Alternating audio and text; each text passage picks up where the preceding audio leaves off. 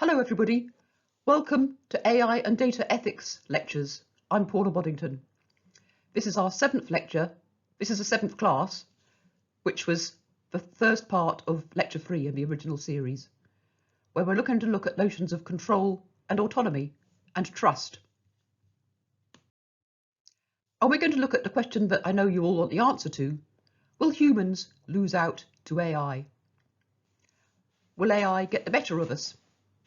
Will we find ourselves having every aspect of our lives controlled by some artificial intelligence as we helplessly try to flee this disastrous situation? What does Nick Bostrom say?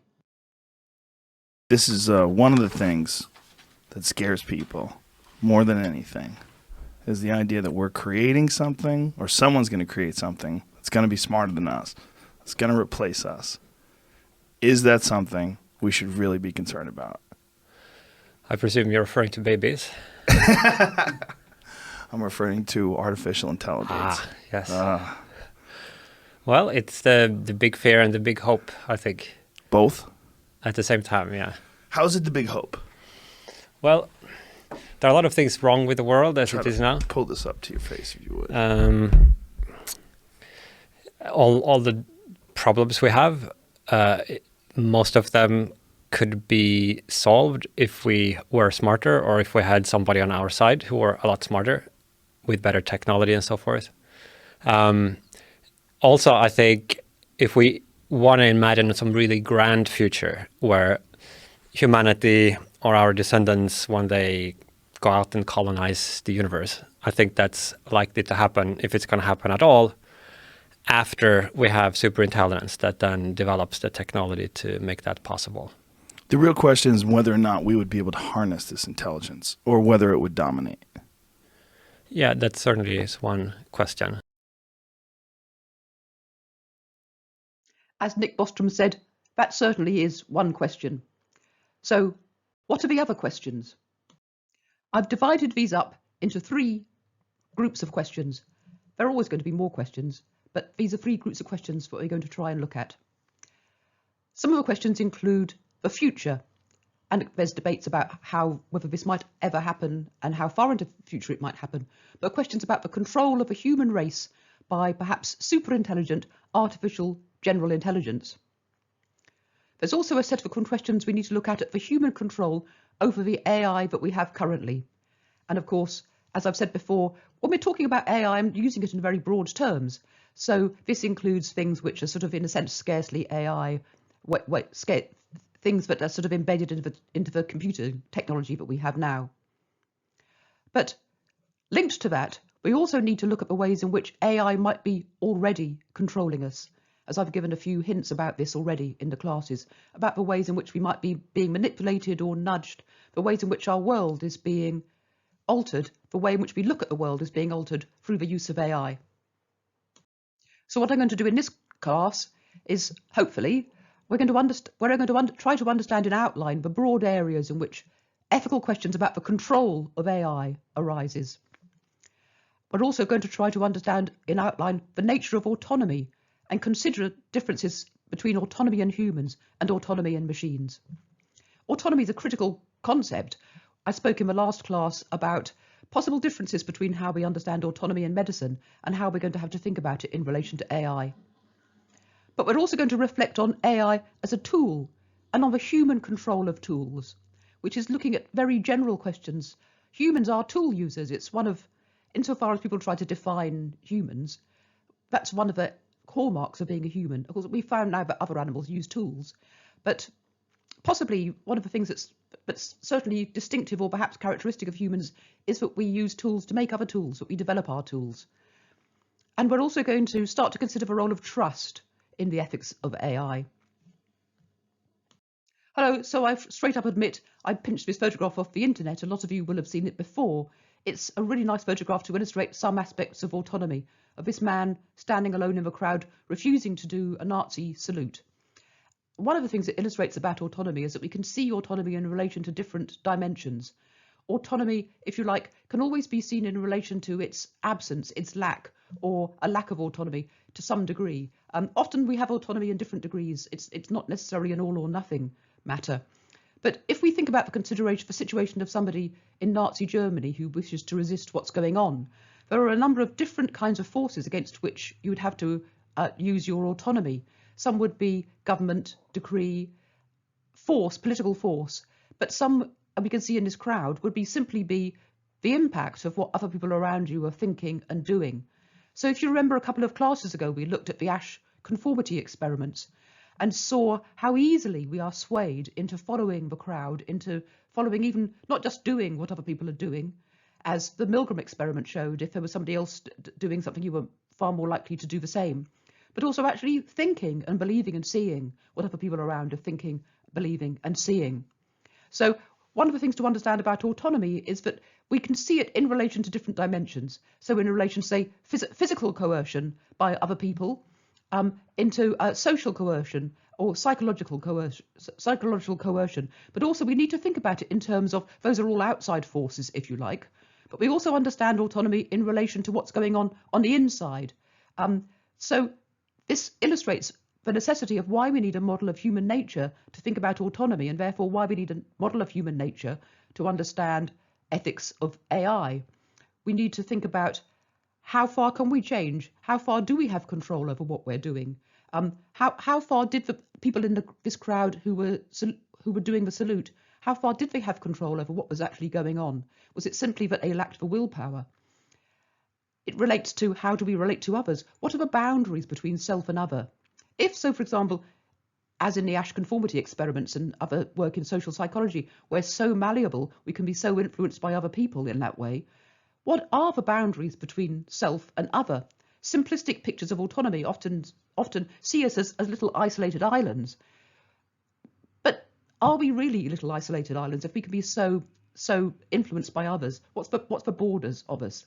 And we're also looking at, in terms of autonomy, we're looking at how our physical self, our biological self, our capacity to control ourselves, and any notion of inner divisions and conflicts, whether or not we have a vision of a higher part of a self, because we would, and to give a simple story which many people would agree with, you would hail the man who was refusing to do the Nazi salute as demonstrating autonomy, and as perhaps we might want to see him in terms of acting in accordance with a higher notion of himself, refusing to give in, despite the pressures around him and despite the fact that he could easily be punished and maybe even end up being killed because of it. So this again also illustrates the importance. Autonomy is a critical question in relation to AI, the notion of whether or not AI is going to control us, the notion of how much we can have control over AI, which again is linked, for example, to the question about how much we can understand AI, that question about transparency or explainability. It all illustrates the necessity of looking at human nature whenever we look at AI, whenever we look at questions about AI ethics. So here I've gathered some cognates or some words which are often used to describe autonomy or in place of autonomy. And again, I've broken the rule about putting too much on a PowerPoint slide, but you can stop the video and read through them if you want to. So you can see a range of different ways in which we understand what autonomy is. And one of the reasons why it's really important to do this is because we all have a sort of like grasp of what autonomy is, and we can talk about it quite loosely, but often the ways in which we end up talking at cross purposes or disagreeing or not being able to quite work out what's going on is because we need to look at the notion of autonomy in a bit more detail. So we can see it, for example, as simply as absence of external causation.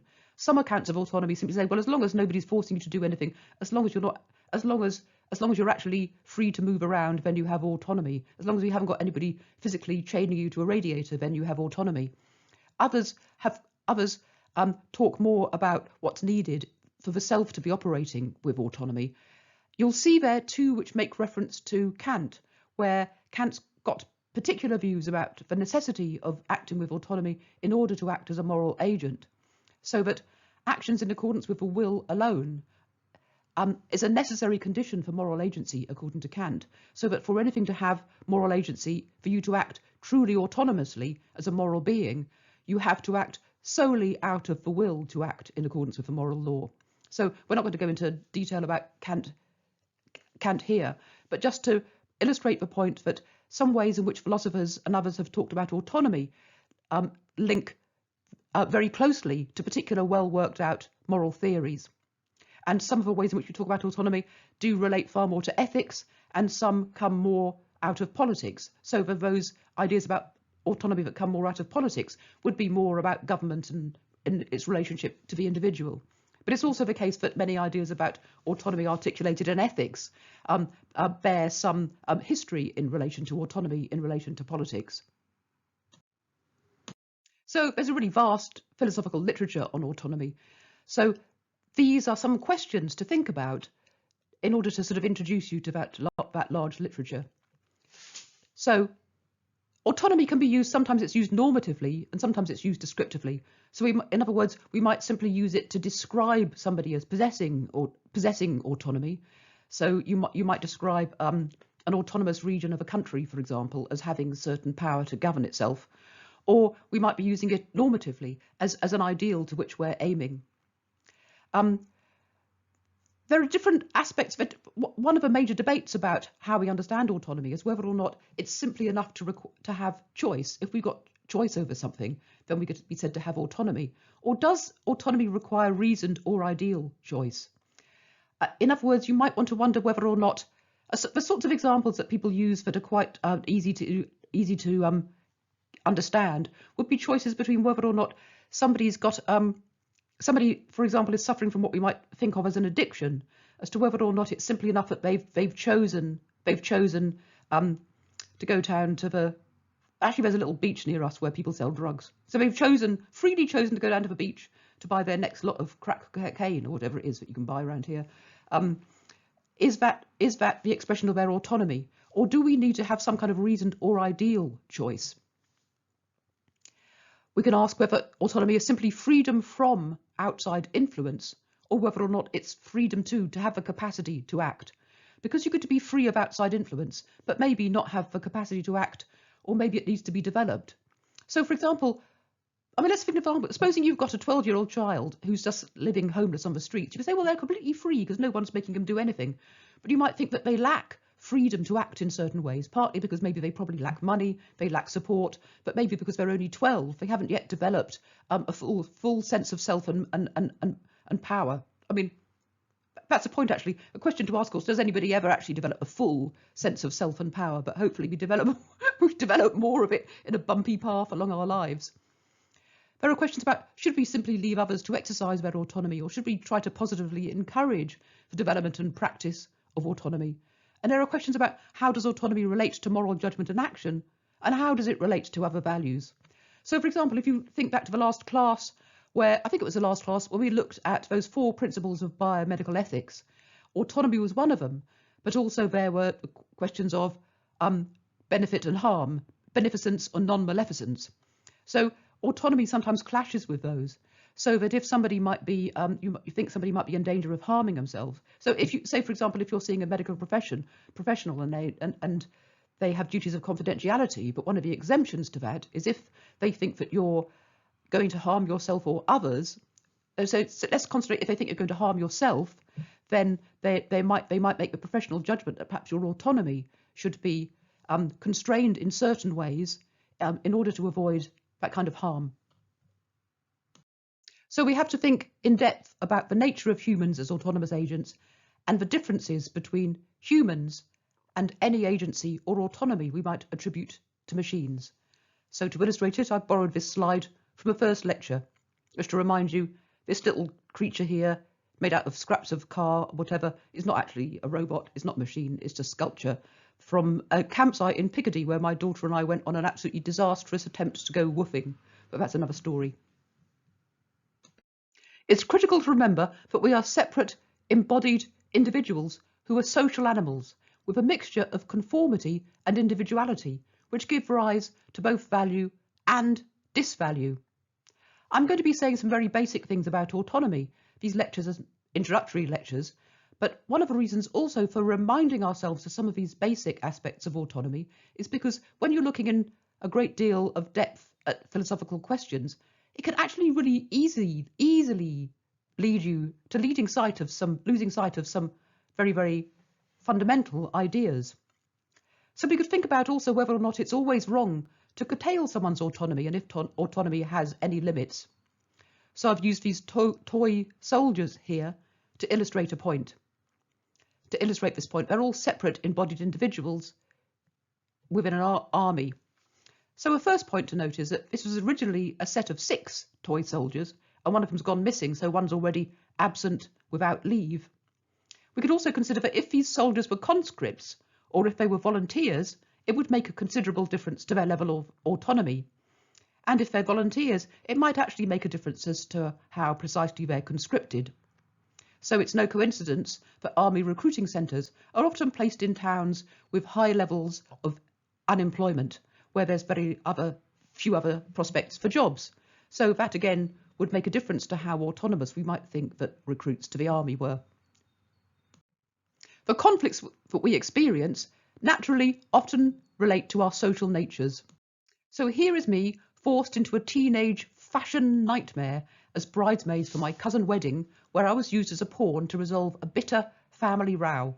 And I can tell you now that being 15 or 16 years old and being forced to wear this ridiculous get-up was absolute misery. You might note the shoes, they were the worst actually, because I was much taller than the other bridesmaids and they forced me to wear these horrible, horrible sort of white plastic flat, like old ladies' slippers. But, however, as human beings, we need to fulfill ourselves. We need to relate to each other socially and need to belong by family ties of family or ties of friendship to groups of others.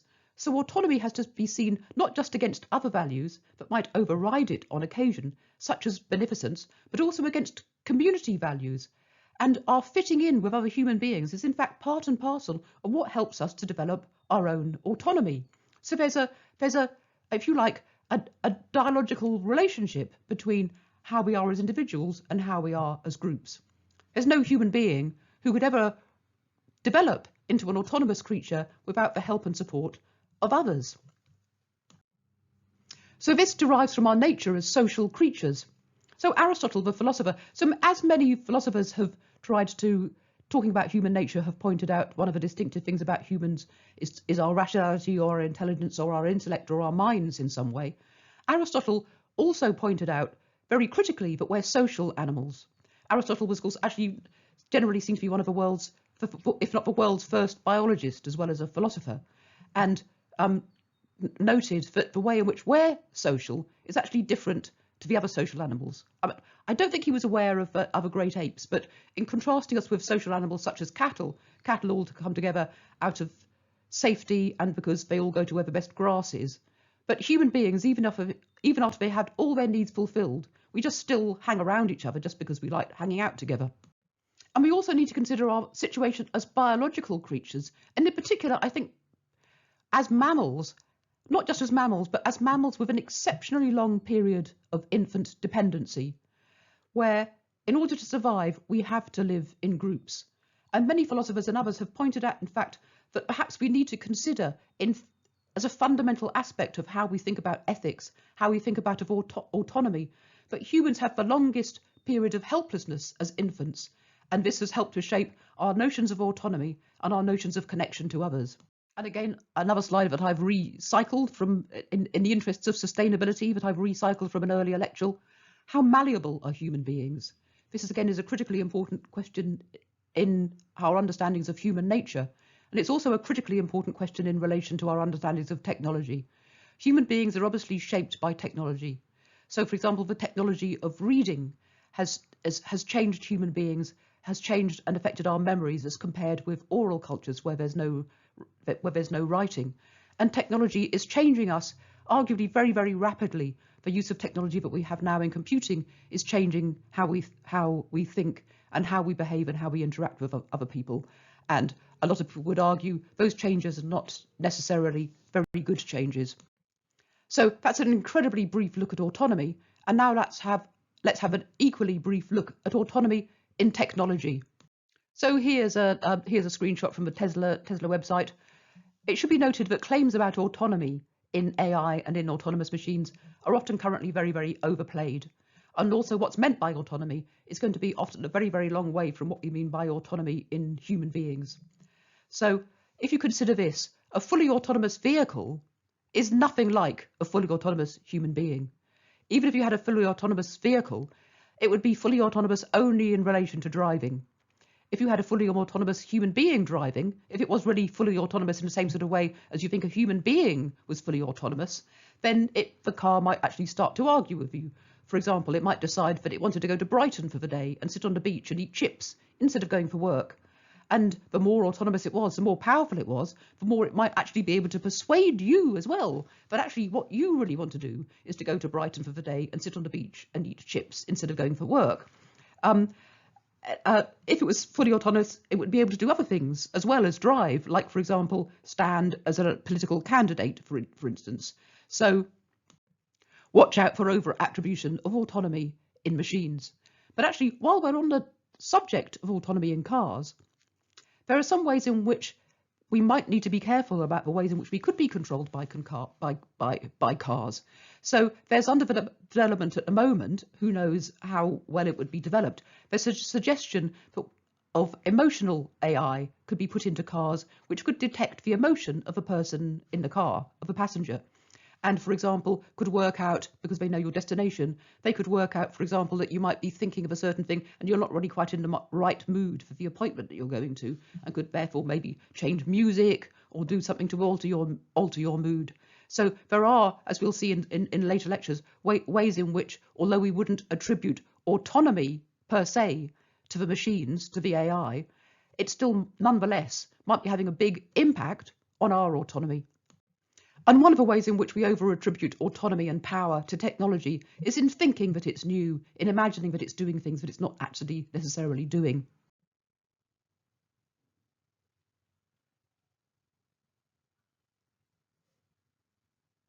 So here's just one trivial example, the selfie. So when I was digging through old photographs to find that old photograph of me as a bridesmaid at Rob's wedding, I found this photograph of me and my friend Margaret. We used to go on walking holidays together. And this is a selfie that we took on a little camera in sometime as, I think we were about 14 or 15 at the time, traipsing, maybe a bit older, traipsing around Dartmoor, I believe. And we took the photograph on a camera rather like this. It wasn't exactly this camera. I've still got the camera, actually. It was an old Russian camera I've still got it, but my daughter's got it somewhere. There's a camera similar to this. So we tend to think that a selfie is somehow new, has only come along with mobile phones, which is just ridiculous. You can have selfie as long as you've got an arm long enough to hold your camera up. You can have a selfie, and that's a really trivial example. But just to illustrate, just to think carefully about what it is we think the technology we're using can actually do. So we can, as I've said, a lot of technology which is said to be autonomous isn't really, in a sense, very, very autonomous. But on the other hand, there's a lot of autonomy, if you like, often hidden within technology. So autonomy in that sense meaning that technology is making decisions in relation to various discrete ends without direct human intervention. So, for example, there's an awful lot of autonomy hidden within planes. And it's also interesting to note that we're most worried about autonomy when we think it might be used in bad ways, when it might be used against us, or when it might be used to some bad end. So, for example, in relation to autonomous weapons, people are quite rightly really concerned about autonomous weapons. But it's interesting to note. It's interesting to note that discussions about that often assume that all autonomy in any weaponry is obviously going to be a bad thing. But warfare is actually really rather complex. So here's another example. My dad was in the Second World War. My dad manned anti-aircraft guns over Cardiff. So during the Second World War, there were 2,000 bombs, roughly 2,000 bombs dropped on Cardiff, and about 355 people were killed. So that if we take self-defence as a starting point for this, you could say, so starting point, assume that he's justified in manning anti-aircraft guns over Cardiff. He said that all the time that he did it, he only ever hit one plane, and it turned out to be one of ours, because the pilot had forgotten to put on the friendly signal, immediately started frantically putting out the friend signal. So luckily he didn't bring the plane down. But the reason why I'm mentioning this is because had he had autonomous missiles, then the autonomous missile might have had the capacity to think, oh, it's one of ours, and not hit the plane at all. So just I don't want to go into the ins and outs of autonomous weapons here, but just to make the note that we could often have, again, all the time we need to examine what our hidden assumptions are, what we're actually thinking in relation to autonomy, because we're interposing value all the time on this. And of course, there are great differences of opinion between experts about what capabilities AI might or might not achieve in the future and how fast we might get there and what aspects of AI might be more successful and what might be less successful. And I'm no expert, unless you're a real expert, you just have to trust what people are saying. But just for your amusement, it's there's quite a lot of amusing videos on YouTube of robots falling over. There's also actually quite a lot of videos of robots doing quite amazing things. But if you ever get worried about superintelligence taking over the world, you can give yourself a little bit of maybe false hope by seeing having a laugh at watching videos of robots falling over. So now to reflect. Let's start off by noting that we are autonomous agents and aspire to autonomy as an ideal, at least one ideal out of others. But we are also tool users, and we need to think of AI as a tool.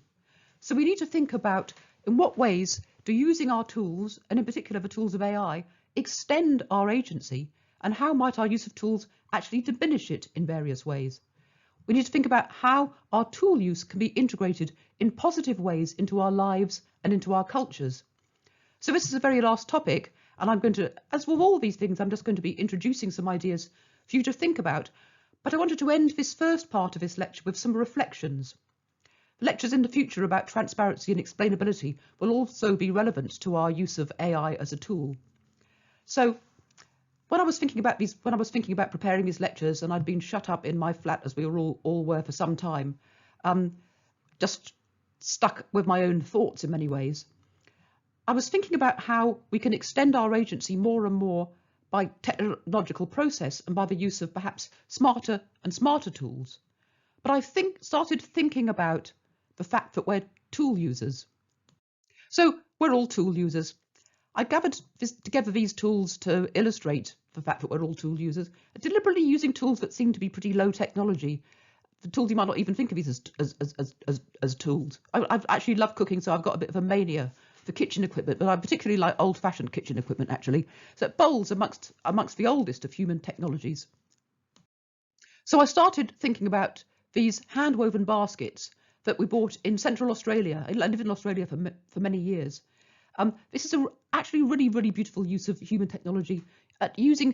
All the dyes used are natural dyes, obviously, extracted from roots, and some of the roots can be found many, many feet underground. So there might be roots that you need for certain dyes that are 2 or 3 meters underground, and you'll get through digging to the right roots, and the techniques and skills are passed on from generation to generation.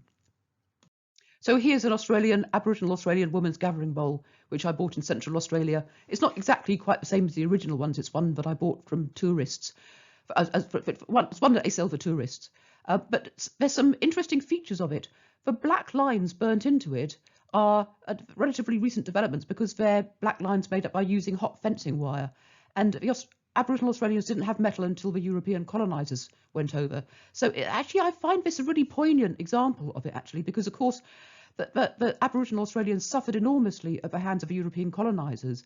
And it just seemed to be really poignant and symbolic that the fences that caused so much devastation to the Aboriginal cultures have been used in this really creative way in this bowl. And just as a matter of interest, you can see this little blob here underneath where there was a hole in it, and it's mended using what I was told is the world's oldest glue. It's like gum from an acacia tree, I believe. So so we were explained to us how the women would traditionally make the bowls is that when a girl became old enough that she was going to be old enough to go and do her own gathering, we'd go out and find a tree. And if you could imagine this bowl split up the other way, upright, they would chisel out over the course of several days using a wooden stick, chisel round the bark of a tree and then lever off a section of the tree, leaving enough of a tree trunk so that the tree would survive. So the tree isn't killed, the tree can still grow. So it just struck me as a really wonderful example of the use of technology in a way which preserves the environment and which is thoroughly integrated into a culture. So I know there's a danger of actually, I don't intend to sort of like romanticize indigenous cultures, as often happens, but it did really make me think about what we need to do in relation to AI and technology is to see how we can integrate them into a culture. One of the things I think which is happening with the technology we have now is that maybe the technology is leading our culture a bit too much. We can see this in the way in which technology is impacting on social media, and hopefully we'll discuss some of those things later on in the lecture course.